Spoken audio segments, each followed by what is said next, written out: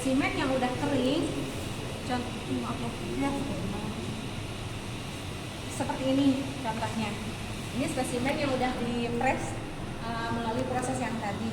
Nah, data lapangan yang saya bilang tadi di lapangan dicantumkan di sini. Mulai dari, bisa dilihat silakan. Mulai dari ini lokal namanya apa namanya? Nama lokalnya apa? Kolektornya siapa? Nomor kolektornya siapa? Lokasinya dari mana?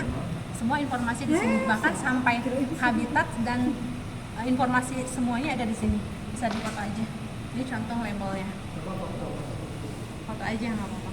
Ini informasi lengkap yang tadi saya bilang di lapangan harus dicatat, dicantumkan di sini. Jadi spesimen yang masuk ke sini, kalau hanya seperti ini sama dengan nggak ada identitas ya, sama dengan apa? Kenapa ini jadi berharga? Karena ada informasi ini. Mirip ya. Makanya ini penting. Ini tanpa ini nggak berharga. Ini juga tanpa ini nggak berharga. Jadi saling berkaitan. Makanya harus ini harus ada spesimennya. Ini contohnya spesimen.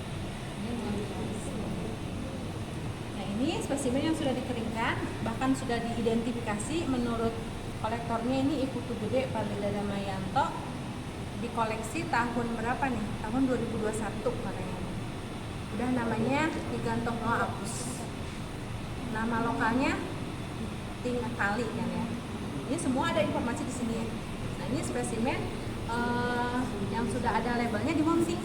Nah, proses muntingnya seperti ini yang sedang Bu Dewi kerjakan. Nah, ini alat dan bahannya di sini kita bisa lihat ada alat ini nih, namanya solder. Ini nih, solder itu solder namanya. Jadi alat solder itu untuk merapatkan si ramitip ini. Dia nggak bisa nempel kalau tidak pakai solder. Nah, ini ada dua bagian. Ini kan ada dua ini ya. Ini kan ada dua bagian, bisa dipegang dan bisa diraba. Ini dua bagian. Nah, bagian yang tipis ini kita pakai. Nah, bagian yang khas, yang licin di bawah, yang bagian kasar di atas.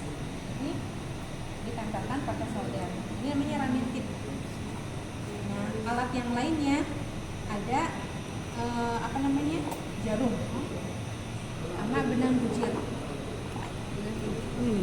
ini jarumnya sama benang bujir. Jadi spesimen yang tipis-tipis seperti daun itu pakai ramitip dan disesuaikan. Kalau misalnya daunnya kecil, pakai ini yang kecil.